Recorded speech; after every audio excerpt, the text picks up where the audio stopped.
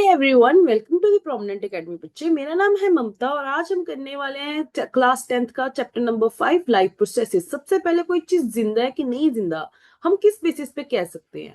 हम कहते हैं कि वो चल रहे हैं, वो कुछ खा रहे हैं, पी रहे हैं, क्या हम इस बेस पे कह सकते हैं? फिर अगर वो सो रहे हैं तो हम उसे कैसे कहते हैं कि वो जिंदा है? वो सांस ले रहे हैं, प्लांट्स है, प्लांट्स की बात अगर हम करें तो प्लांट्स भी हमें पता है कि वो लिविंग है। बट किस बेस पे हम कहते हैं कि वो लिविंग है? उनकी तो ग्रोथ भी होती है बट एकदम से दिखती है, वो बहुत ही स्लो लेवल पे करते हैं, उनकी ग्रोथ होती है, मूवमेंट होती है। हमें कैसे कह सकते हैं कि जो हमारे पास जो लिविंग ऑर्गेनिज्म है उनकी मूवमेंट्स हम कह सकते हैं, विजुअल मूवमेंट से हम कह सकते हैं कि वो एक लिविंग ऑर्गेनिज्म है। ये डाटा इनाफ नहीं है किसी चीज को ये कहने के लिए कि उसमें जिंदगी है। कुछ चीजें होती हैं जो हमें देख सकते हैं, कुछ जो मूवमेंट्स होते हैं वो मतलब हमारी नेक डाइस देख नहीं सकती। जैसे कि अगर आप बात करो आपके अंदर, अगर आप सांस ले रहे हो, खाना आपका डाइजेस्ट हो रहा है, ये चीजें आप देख तो नहीं सकते बट ये सब चीजें हो ही रही हैं। तो हम इस चैप्टर में वही देखेंगे कि ऐसे कौन से प्रोसेस है जो किसी लिविंग बीइंग को लिविंग बीइंग बनाते हैं। समझ आई बात बच्चे? जैसे कि यहाँ पे ना वायरस की भी बात की गई है। कहते हैं वायरस का जो स्ट्रक्चर है, कहते हैं ये जो स्ट्रक्चर है इसमें ये कोई भी मॉलिक्यूलर मूवमेंट नहीं दिखाते, बट फिर भी हमें पता है कि ये क्या करते हैं, किसी भी ह्यूमन बॉडी में या फिर किसी के भी बॉडी में आके उनके सेल्स में अपनी फंक्शन शुरू कर देते हैं। तो अभी तक ये क्लियर नहीं है कि जो वायरस है उनको हम लिविंग में कंसीडर करेंगे नॉन लिविंग में। तो देखते हैं इस चैप्टर में किस किस बेसिस पे हम किस चीज को कह सकते हैं कि वो लिविंग है। अब पहले कहते हैं लाइफ प्रोसेसेस क्या होते हैं। बेसिकली बच्चे जो ये मैं टॉपिक कह रही हूँ लाइफ प्रोसेसेस, वो सारे फंक्शन जो मेरी बॉडी की कर रही है उसको मेंटेन करने के लिए, उसकी ग्रोथ के लिए, अपनी ग्रोथ के लिए और अपने डेली वर्क्स को हैंडल करने के लिए बच्चे, ये सारे होते हैं हमारे लाइफ प्रोसेसेस।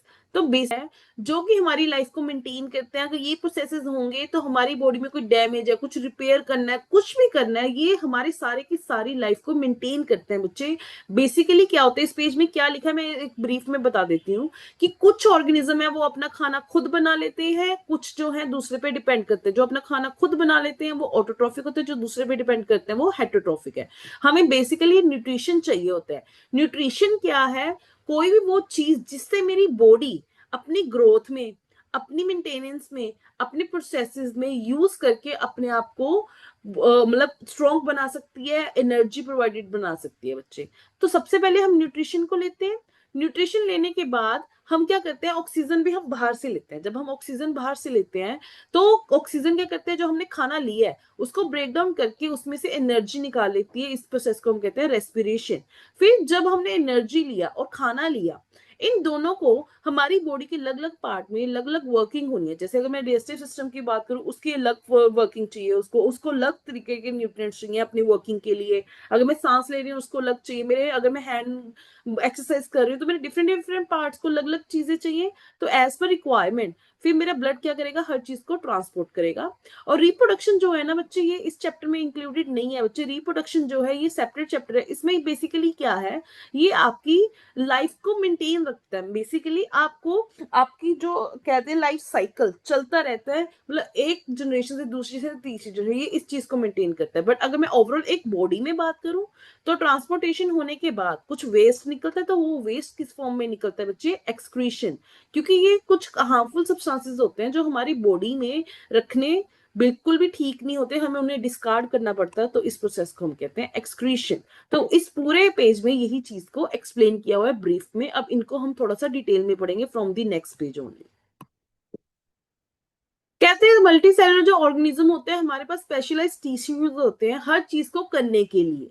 अब कहते हैं क्या डिफ्यूजन जो है, क्यों वो इनसफिशिएंट है मल्टी सेलुलर ऑर्गेनिज्म में जो है ऑक्सीजन की रिक्वायरमेंट को पूरी करने के लिए। बच्चे एक चीज देखो, डिफ्यूजन जो है डायरेक्टली उनके साथ होता है। इस पेज में भी मेंशन की हुई है जो सिंगल सेल ऑर्गेनिजम्स होते हैं ना बच्चे, ये क्या करते हैं, ये डायरेक्ट कॉन्टेक्ट में होते हैं इन्वायरमेंट के साथ, तो डिफ्यूजन प्रोसेस के थ्रू ही ये अपना सारे काम कर सकते हैं। बट जो हमारे मल्टी सेलुलर ऑर्गेनिज्म है, हमारे हर सेल जो है वो डायरेक्ट लिंक में नहीं होते इन्वायरमेंट के साथ।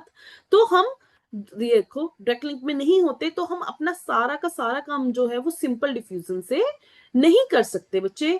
क्योंकि हमारे जो सेल्स हैं वो बहुत ही सिर्फ आउटर सेल्स ही कनेक्टेड। अगर मैं डाइजेस्टिव वाले की बात करूं, रेस्पिरेशन वाले, लंग्स वगैरह, क्या वो डायरेक्ट कॉन्टेक्ट में है एयर के साथ? नहीं है बच्चे। आगे न्यूट्रिशन की बात जब मैं कर रही हूँ, न्यूट्रिशन क्या होता है? पहले न्यूट्रिएंट्स, न्यूट्रिएंट जो भी चीज आप खा रहे हो उसमें क्या क्या गुण है, जैसे कार्बोहाइड्रेट्स हो गए हमारे, कार्बोहाइड्रेट्स हो गए। एक होते हैं मैक्रोन्यूट्रिएंट्स, ये मैं जो लिखवा रही हूँ आपको पहले, ये मैक्रोन्यूट्रिएंट्स है बच्चे। कौन कौन से होते हैं हमारे मैक्रोन्यूट्रिएंट्स? एक तो कार्बोहाइड्रेट्स होते हैं, एक हमारे प्रोटीन्स होते हैं, एक हमारे फैट्स होते हैं। वही एक होते हैं माइक्रोन्यूट्रिएंट्स जो हमें कम क्वांटिटी में चाहिए होते हैं, जैसे कि विटामिन एंड मिनरल्स। बट बच्चे मैं एक चीज बता दूं, आप कहोगे फिर अगर थोड़ी क्वांटिटी में चाहिए तो ना ही खाओ। मैं एक चीज बता दूं, अगर आपको बड़े मॉलिक्यूल्स की फंक्शनिंग करवानी है अपनी बॉडी में, तो माइक्रो जो है आपको चाहिए ही चाहिए होंगे। अगर सपोज करो आपने, आपकी खून निकल रहा है, बहुत ज्यादा खून निकल रहा है, तो उसमें अगर आपने क्लॉटिंग करवाने की, खून ज्यादा बॉडी से बाहर ना जाए, तो आपको विटामिन के चाहिए ही चाहिए होगा। तो अगर आप जैसे कोई भी मूवमेंट कर रहे हो, अगर इवन आपकी बॉडी में कोई भी मूवमेंट हो रही है, वो आपकी बॉडी में सोडियम होता है तो हो पाते, तो मिनरल के बिना आपकी बॉडी वर्क नहीं कर सकती। तो हमें ये दोनों चीजें चाहिए, ये बस थोड़ी सी ज्यादा अमाउंट में चाहिए होती है और ये थोड़ी सी कम अमाउंट में, बट इनके बिना हमारी लाइफ नहीं चल सकती। अब इन्होंने लिखा है how do living things get their food. कहते हैं जो जनरल रिक्वायरमेंट होते हैं एनर्जी और मटेरियल्स की, वो हर एक ऑर्गेनिज्म की होती है, जो हम डिफरेंट वे से फुलफिल कर सकते हैं। हम जो है इनऑर्गेनिक जो सोर्सेज होते हैं, जो कार्बन डाइऑक्साइड और वाटर की फॉर्म में होते हैं, उनसे जो है हम अपने फूड मटेरियल ले सकते हैं। जैसे कि अगर मैं ऑटोट्रॉफ्स की बात करूं, ग्रीन प्लांट्स हो गए या फिर कुछ बैक्टीरियाज हो गए, बच्चे ये क्या करते हैं, कार्बन डाइऑक्साइड और वाटर को यूटिलाइज करके ग्लूकोज और ऑक्सीजन सप्लाई बनाते हैं। उन चीजों को वो खुद भी यूज करते हैं और उनसे जो ऑक्सीजन वगैरह वो हम भी यूटिलाइज कर देते हैं, जो उनका बाय प्रोडक्ट होता है। वही कुछ ऑर्गेनिज्म जो है, इनके कॉम्प्लेक्स सब्सटेंसेस होते हैं यूटिलाइज करने के लिए। तो ये क्या करते हैं, कॉम्प्लेक्स सब्सटेंसेस जो होते हैं, इनको पहले सिंपल सब्सटेंसेस में ब्रेक करते हैं, फिर उसको बॉडी लेती है और अपनी ग्रोथ में यूज करती है। तो ये जब हम कह रहे हैं कि कॉम्प्लेक्स से मैं सिंपल में कन्वर्ट करती हूँ, कॉम्प्लेक्स से जब मैं सिंपल में कन्वर्ट करती हूँ ना बच्चे, तो मेरे को एक चीज चाहिए होती है जो इसे हम कैटलिस्ट कहते हैं, जो कि पहली बात तो मेरी रिएक्शन की स्पीड बढ़ा दे और इनको इजिली तोड़ने में हेल्प करते। तो कैटलिस्ट ही क्या होते हैं हमारे, एंजाइम्स। तो ये सारे के सारे एंजाइम किस चीज के बने होते हैं, प्रोटीन।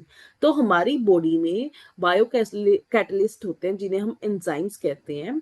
जो हेटरोट्रॉफिक हमारे ऑर्गेनिज्म है, इनका सर्वाइवल जो है डायरेक्टली और इनडायरेक्टली ऑटोट्रॉफिक्स पे डिपेंड है। क्योंकि अगर ऑटोट्रॉफिक से अपना खाना बनाएंगे, वो सरवाइव करेंगे, तो हम उनसे ही अपना खाना लेंगे। जैसे प्लांट बेस्ड जितने भी हमारे फूड प्रोडक्ट्स हैं, वो हमें सारे ऑटोट्रॉफिक से ही मिलते हैं। तो करके अच्छी समझ आई बात। और हेटरोट्रॉफिक ऑर्गेनिजम्स में कौन आ गए, जैसे हम आ गए, हम भी एनिमल्स में इंक्लूडेड होते हैं, फंजाई हो गया, ये चीज हो गई। उसके बाद आज मैं ऑटोट्रॉफिक की बात कर रही हूँ। ऑटोट्रॉफिक वो जो अपना खाना खुद बना रहे हैं। तो ये कैसे, फोटोसिंथेसिस का एक प्रोसेस होता है जिससे ये अपना खाना बनाते होते हैं। ये सब्सटेंसेस जैसे कार्बन डाइऑक्साइड और वाटर को बाहर से लेते हैं, उनको कन्वर्ट करते हैं और स्टोर फॉर्म में अपने अंदर एनर्जी जमा कर लेते हैं। तो इसी चीज को यहाँ पे लिखा हुआ है, कहते हैं ये कार्बन डाइऑक्साइड और वाटर को लेंगे और इसको कार्बोहाइड्रेट्स में कन्वर्ट कर देते हैं इन दी प्रेजेंस ऑफ सनलाइट और क्लोरोफिल। जो कार्बोहाइड्रेट्स होते हैं, इसको ये फर्दर यूटिलाइज करते हैं एनर्जी प्रोडक्शन के लिए, अपनी बॉडी के सारे फंक्शंस को मेंटेन करने के लिए।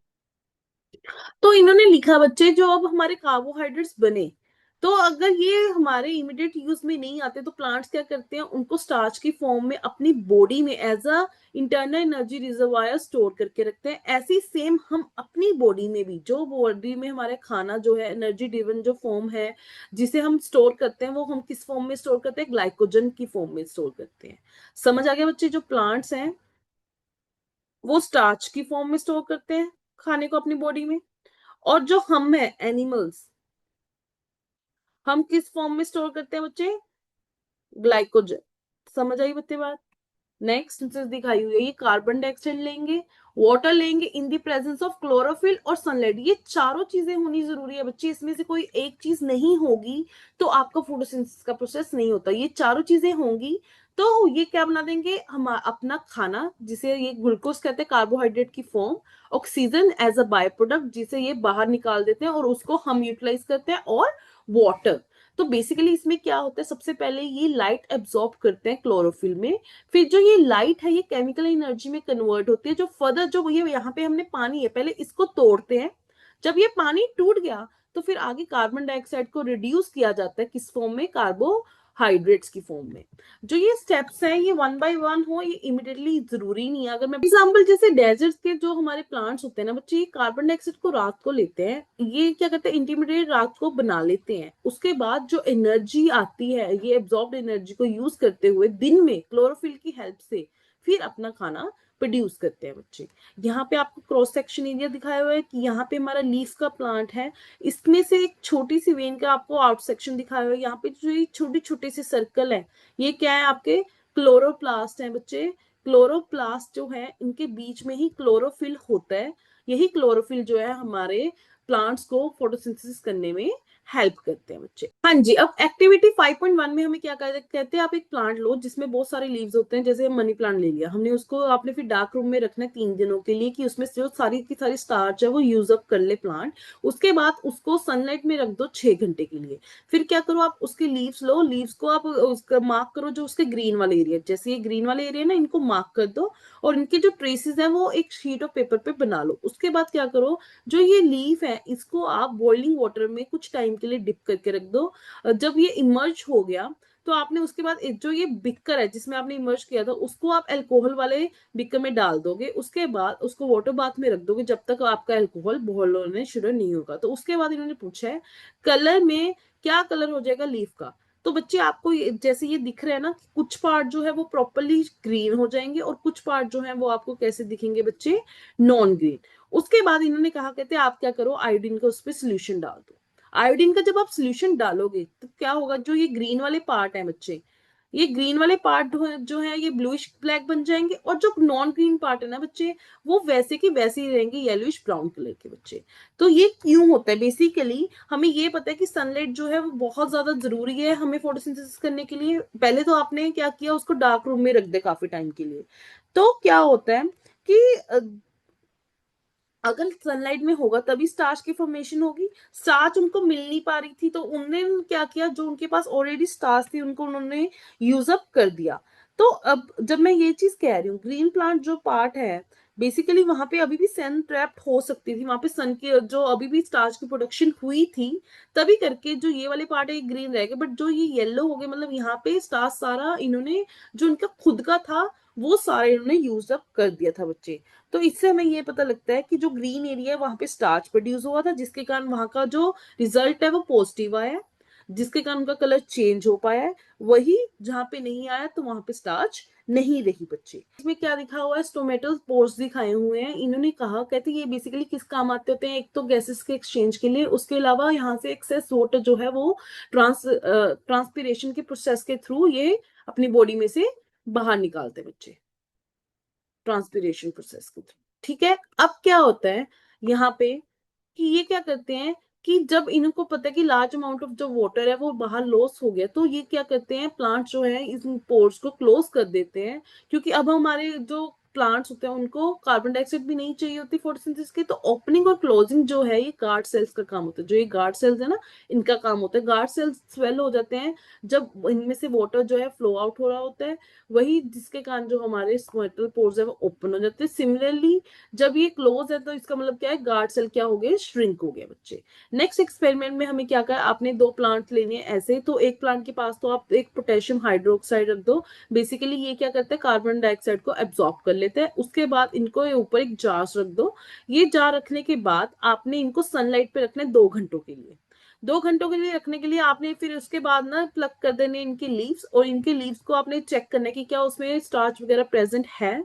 अगर प्रेजेंट है, क्या दोनों में same amount of starch present है, और हमने इसको कंक्लूड करना है कि क्या होगा। पहली बात तो बच्चे, अगर यहाँ पे मेरे पास पोटेशियम हाइड्रोक्साइड है तो ये कार्बन डाइऑक्साइड सारी एब्जॉर्ब कर लेगा। और हमें पता है कि अगर खाना बनाना है तो प्लांट्स ने अगर खाना बनाना है तो उनको कार्बन डाइऑक्साइड और वाटर दोनों चाहिए, फिर ये प्रॉपरली खाना बना सकते हैं। जब यहाँ पे मैं एब्जॉर्बेंट रख दिया कार्बन डाइऑक्साइड का तो ये प्रॉपरली खाना नहीं बना पाएंगे, तो सेम अमाउंट ऑफ जो ये स्टार्च फॉर्मेशन यहाँ पे नहीं हो पाएगी बच्चे। समझ आई बात। और इससे हम क्या कंक्लूड कर सकते हैं, ये कंक्लूड कर सकते हैं कि जो कार्बन डाइऑक्साइड है वो बहुत ज्यादा इंपॉर्टेंट है, is essential for photosynthesis.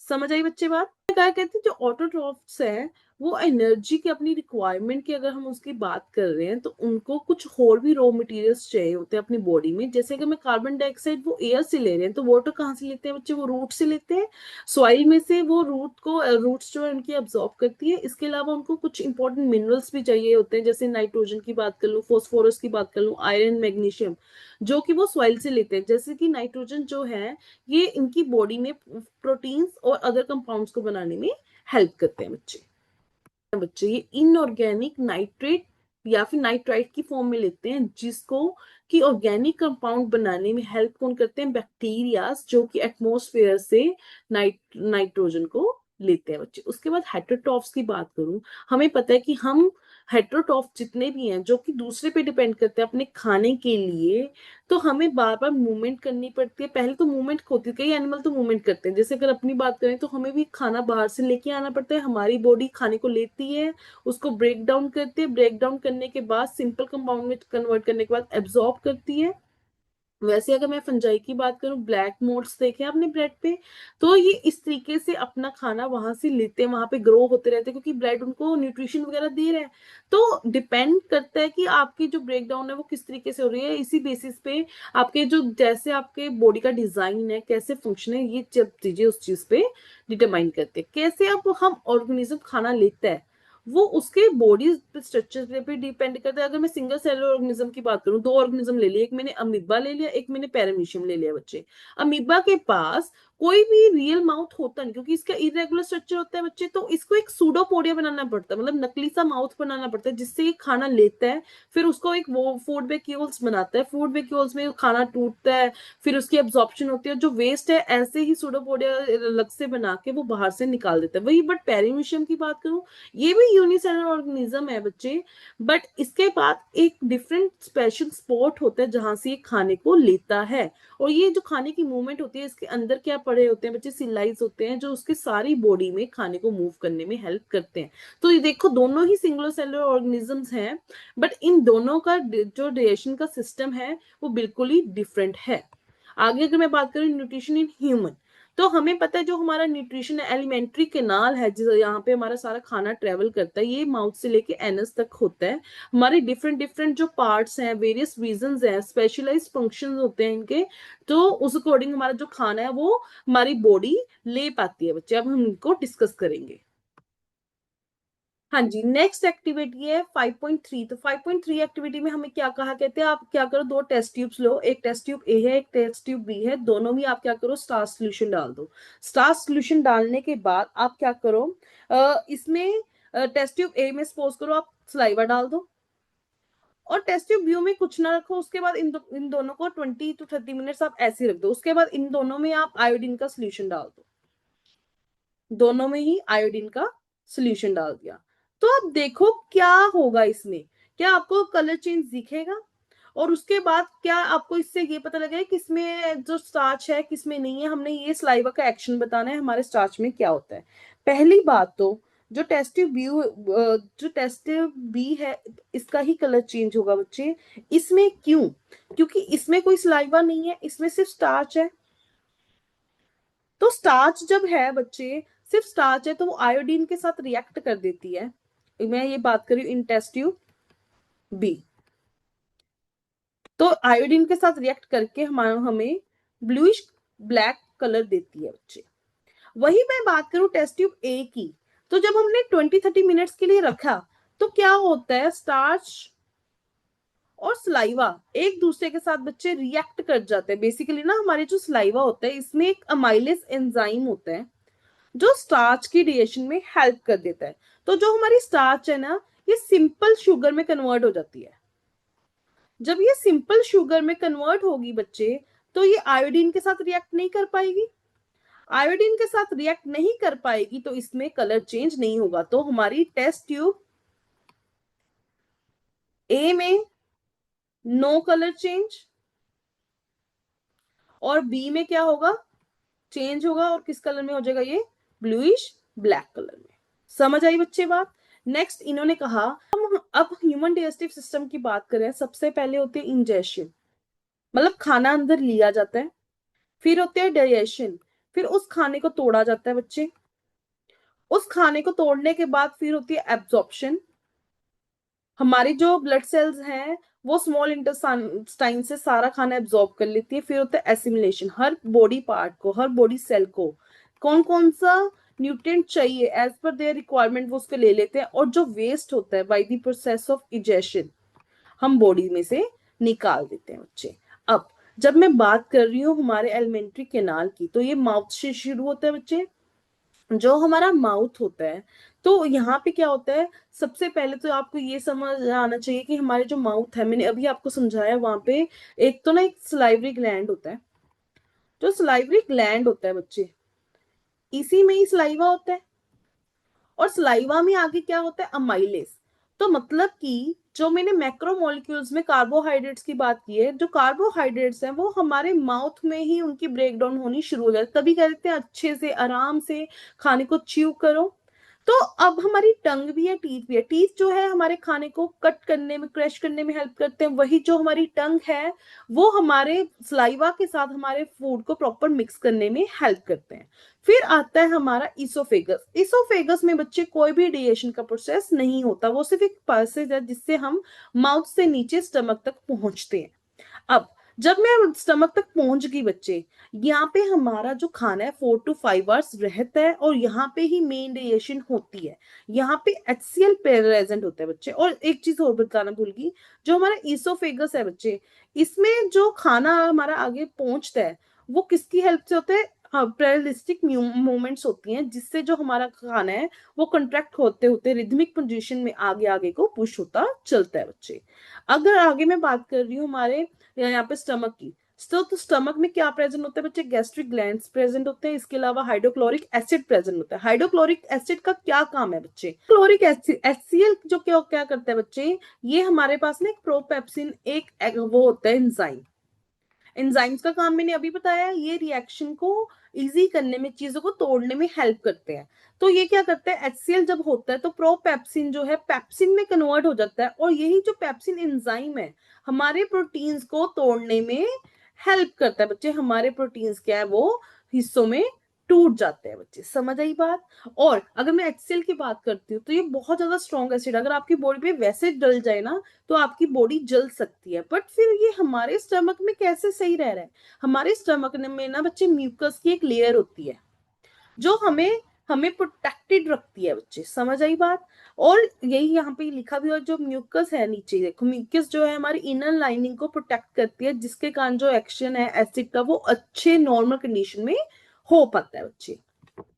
Next इन्होंने कहा, कहते हैं आपको एसिडिटी वगैरह महसूस होती है बच्चे, जब आप ओवर ईटिंग करते हो तो HCl की प्रोडक्शन में इनरेगुलरिटी आ जाती है, उसके कारण आपको एसिडिटी वगैरह महसूस होती है बच्चे। उसके बाद इन्होंने कहा स्पिंटर्स होते हैं, स्पिंटर्स मसल्स क्या करती हैं बच्चे, जी ये ना मतलब जैसे हर कमरे के लिए गेट होता है, तो अगर मैं माउथ से इसोफेगस में आ रही हूँ, फिर इसोफेगस से आगे स्टमक में आ रही हूँ, तो वहां पे ना ढक्कन से लगे होते हैं जिसे हम स्फिंक्टर्स कहते हैं। ये स्फिंक्टर्स जो होते हैं ये रेगुलेट करते हैं कि जो हमारा फूड है वो एक डायरेक्शन में ही फ्लो करे। अब जब हमारा खाना स्टमक में से स्मॉल इंटेस्टाइन में आता है, तो बच्चे क्या होता है, अब जैसे स्मॉल इंटेस्टाइन में आएगा, तो स्मॉल इंटेस्टाइन से पहले अगर आप यहाँ पे स्ट्रक्चर देखो, क्या होता है, जो गल ब्लैडर होता है वहां पे हमारा बाइल जो स्टोर होता है, जिसे आगे लीवर जो है प्रोड्यूस करने में हेल्प कर देता है। जैसे ही हमारा खाना जो है वो स्मॉल इंटेस्टाइन के अपर पार्ट को हम कहते हैं ड्यूडेनम में पहुंच जाता है बच्चे, तो वहां पे एक तो बाइल का भी जूस आ रहा होता है और पैंक्रियास का भी जूसेस आते हैं। जो पैंक्रियास के जूसेस होते हैं, एक तो इसमें अमाइलेज होता है, अमाइलेज जो है कार्बोहाइड्रेट्स की ब्रेक डाउन करते हैं, जो ट्रिप्सिन है, एक ट्रिप्सिन एक काइमोट्रिप्सिन है, ये दोनों क्या करते हैं, इनको किसमें ब्रेक कर देते हैं बच्चे, प्रोटीन में। और जो खाना हमारे स्टमक में से स्मॉल इंटेस्टाइन में आता है उसे हम कहते हैं काइम, ठीक है। और ये जो काइम है, ये दोनों स्क्रीशन जो हमारी लीवर में से आ रही है और जो हमारे पेंक्रियास में से आ रही है, इनके साथ मिल जाता है बच्चे। और स्मॉल इंटेस्टाइन के पास खुद के भी ग्लैंड होते हैं, और वहां से भी हमारी फाइनल जो है डाइजेशन हो रही होती है, जिसमें प्रोटीन, कार्बोहाइड्रेट्स और फैट तीनों चीजें ब्रेक डाउन हो जाती हैं। तो इससे क्या समझ आ रहा है कि जो हमारा स्मॉल इंटेस्टाइन है ये मेन पार्ट है जहां पे सारी डाइजेशन हो जाती है बच्चे। अब जब मैं कह रही हूँ स्मॉल इंटेस्टाइन में सारी डाइजेशन हो जाती है बच्चे, यहाँ पे ना विलाइज होती है। विलाइज इस टाइप की प्रोजेक्शन होती हैं स्मॉल इंटेस्टाइन में। बेसिकली ये क्या करती है, एक तो सरफेस एरिया बहुत ज्यादा बढ़ा देती है जिसके कारण जो हमारे खाने की डाइजेशन है और एब्जॉर्प्शन है वो अच्छे से हो जाए। दूसरा जो ये हमारी विलाई है ना बच्चे, क्या होता है हमारे फैट्स ना इजिली जो है वो कट मतलब जो है वो टूट नहीं सकते, तो इनको इमल्सिफाई करना पड़ता है, इनको तोड़ के छोटी सी फिल्म में कन्वर्ट करना पड़ता है। जो ये फिल्म है आगे हमारी विलाई में ना एक लिम्फेटिक वेसल्स होती हैं, लिम्फेटिक वेसल्स होती हैं जी मैम, जिन्हें हम कहते हैं लैक्टेल। ये इनको एब्जॉर्ब करते हैं और फिर हमारे ब्लड में आगे जाके ये एज पर सेल को कितनी चाहिए फैट उसको देते हैं बच्चे। फैट के अलावा यहाँ पे सारी चीजें जितना भी हमारी चीजें अब टूटी हैं वो भी एब्जॉर्प्शन जो है, डाइजेशन और डाइजेशन यहाँ पे स्मॉल इंटेस्टाइन में ही कंप्लीट हो जाती है और यहाँ से ये एब्जॉर्प्शन शुरू हो जाती होती है बच्चे। अब लार्ज इंटेस्टाइन का फिर क्या काम है बच्चे, पहली बात यहाँ पे एक चीज देखो, जैसे आप स्मॉल इंटेस्टाइन से लार्ज इंटेस्टाइन में जाते हो एक अपेंडिक्स पार्ट है बच्चे, ये अब हमारी बॉडी में फंक्शनल नहीं है। पहले क्या होता था, हम ना रो प्लांट्स वगैरह खाते थे तो प्लांट्स में क्या होता था, सेलुलोज होता था। तो अब हमारी बॉडी सेलुलोज नहीं खाते, हम रो प्लांट्स वगैरह नहीं खाते, तो क्या होता है कि अब इसका कोई काम नहीं है तो ये एज इट इज रहता है। तो मतलब सेलुलोज जो है हमारी बॉडी में से एज इट इज जो सेलुलोज है वो हमारी बॉडी में डाइजेस्ट नहीं होती है, इसकी डाइजेशन नहीं होता, ये हमारी बॉडी में से एज इट इज बाहर निकल जाती है बच्चे। तो इसका अब फंक्शन है, तो ये किसी काम का नहीं है, ये जस्ट हमारी बॉडी में एक वेस्टेज वाला पार्ट है।